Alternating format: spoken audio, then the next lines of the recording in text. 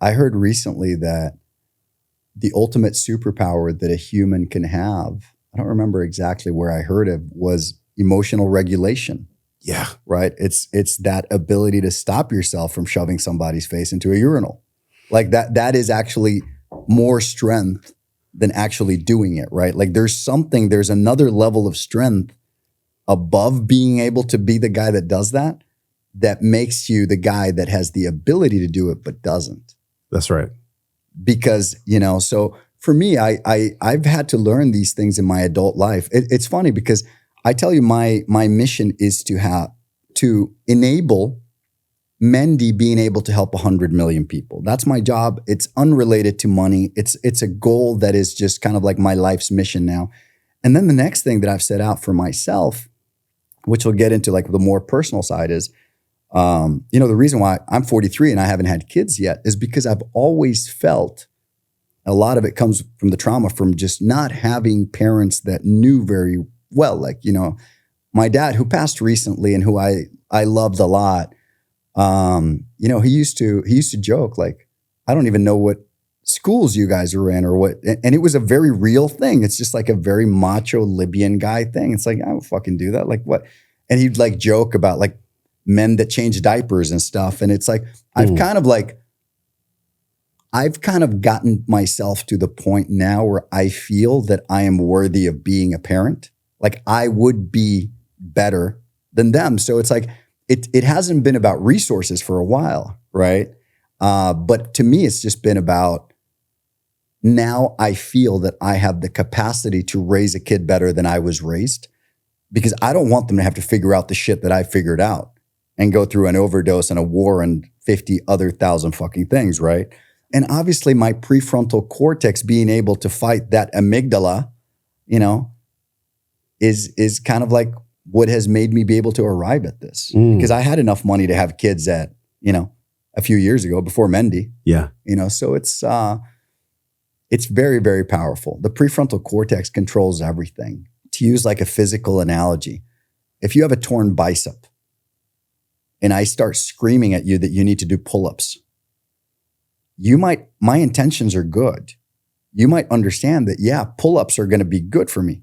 You just don't have the fucking ability to do it. So for me, Mendy is more about having the ability to do things. I went through therapy and I had this incredible therapist. Her name is Brigitte Flensburg. She's unbelievable. I love this woman. And she helped me a lot to understand why I did a lot of the fucked up things I did and why I reacted in the wrong way and why I would lose my shit if somebody would roll their eyes anywhere in my vicinity and stuff and all sorts of stuff and little Moha and all this. But it didn't give me the ability to control my behavior. So for me, that is kind of like what Mendy brings. It's a very physical thing. It's a very tangible thing. It's, yes, it's like telling an alcoholic, drinking is bad for you.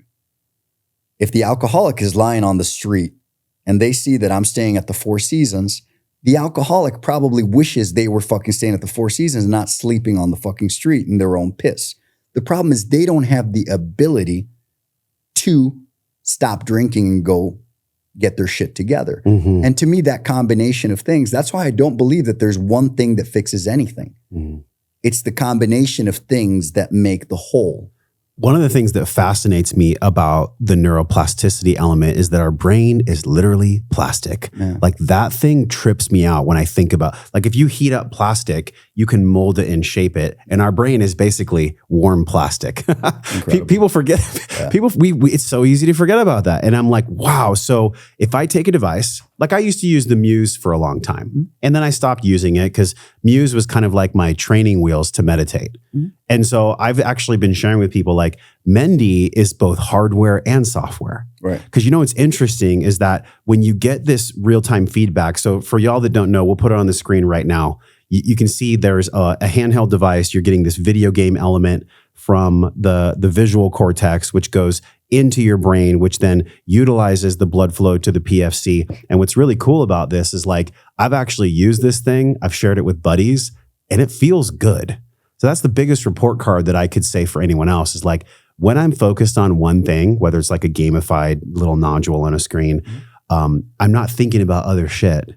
And when I'm not thinking about anything else, it becomes really in a way like an active meditation. Yeah. Where instead of me just sitting and going, okay, I'm going to focus on letting go, which is really hard for people, which is sometimes why I say, if you want to breathe, come with us at breathwork.io, because breathwork is for people that can't meditate. Right. But I'm really curious how we can combine the specific breathing practices with the Mendy, because essentially, and you please share with this blood flow increase and the different, I think it's microscopy that goes in and actually measures the blood volume increasing in the PFC, which again, during times of stress, shuts off. Yeah. Could we also use the vagus nerve and the enteric nervous system to spike even more blood to the PFC? And then how can we see that unfolding in times of stress, when the kids are screaming, when the dude cuts me off in traffic, when I'm upset with my partner, whatever it is, I can see this literally heating and molding the plastic in the brain. And that's what's most exciting. Like to me, if, you talked about the 80s, my mom's manic bipolar. So if she had this, if I had this, I'm the only one in my family that hasn't taken SSRIs. Knock on wood, like hopefully I'll never have to. But it's in our epigenetic expression that my family has to depend on certain things because genetically we're wired in this way. And I think people can relate to this. So the short question for my long story is, how is this going to help us? Like, how is this truly going to help us in the brain mold that plastic so that when it counts, when we're under the stress, that we can respond in a loving way? Well, it's about having control. For example, it's about being able to flex your bicep at will, right? The problem is that, and there's a study that's being done in Sweden on violent offenders, on teenage criminals, like the worst of the worst, kind of like the rough.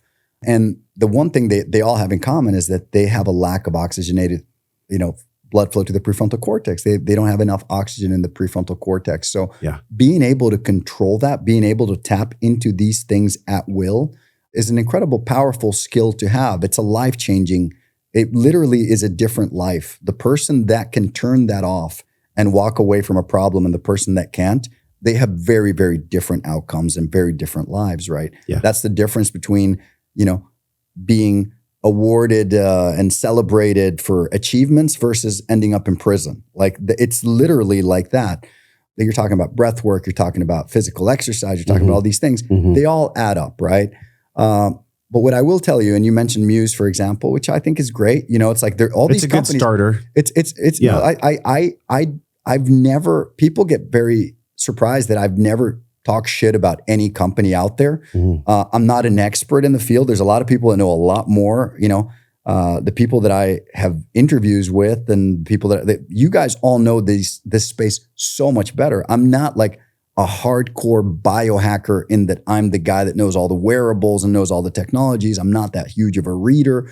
But what I will tell you is that to me, the closest thing to Mendy would be the squat, like the squat rack or the bench press. Or you could even say the treadmill. It's one of those things where by itself, it doesn't do anything. It's just there and you need to do the work. So basically, as opposed to, for example, Muse or any of these, these products, which can help you feel better, they can get you into a meditative state. There's a benefit to all these things, and I'm a big fan of anybody that's building anything that's going to help you have a better day and have a better life. But what we do is like we've just created a barbell, and we've said if you fucking lift this weight every single day, or if you run every single day, over time you will be stronger.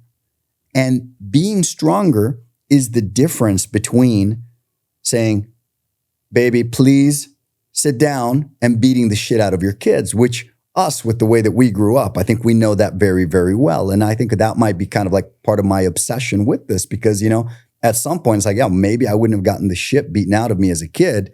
If somebody could have snapped their fingers and increased the oxygenated blood flow in the prefrontal cortex of the person beating me, no so doubt. it's one of those things where it's, to me, I see things in a very basic way, like in a very, almost like the way that a caveman would see things, but it's, it'd be a caveman with access to the smartest people and the best people. When I took the job as CEO of Mendy, I never wanted the job. I like, honestly, I thought it was a joke when they asked me. When Rickard and Sammy asked me to take the CEO job, I had actually proposed that we offer the job to one of the highest people up at Twitter. Check out some of the videos on this screen that are perfectly curated based on the video you just saw. Make sure you follow me, and I'll see you in the next video.